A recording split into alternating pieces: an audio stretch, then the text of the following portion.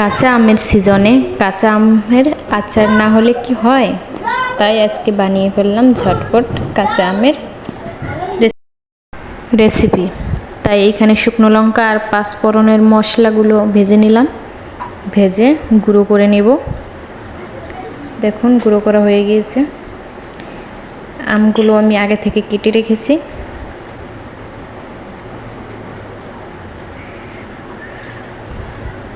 এবারে কড়াইটা দিয়ে দিলাম।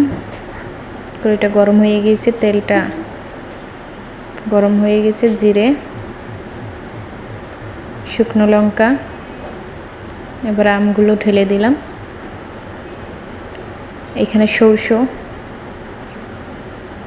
পেস্ট করে নেব, চিনি, হলুদ আর লবণ একসাথে দিয়ে দেব।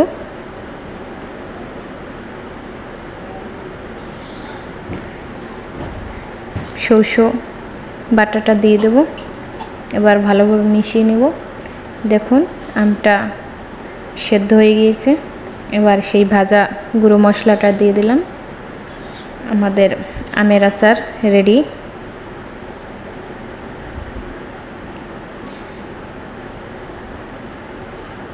দেখুন